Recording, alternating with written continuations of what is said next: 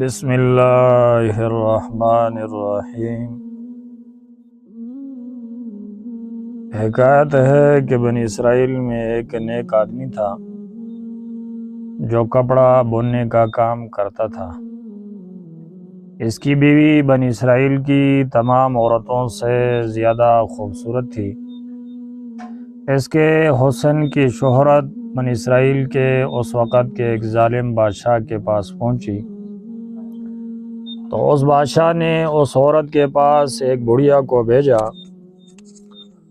اور کہا تم اس کو اس کے خاوند کے خلاف کر دو اور کہو کہ تم اتنی خوبصورت ہونے کے باوجود ایک کپڑا بننے والے کے پاس پڑی ہو۔ اگر تم میرے پاس ہوتی تو میں تجھے سونے سے لاد دیتی، تجھے ریشم پہنا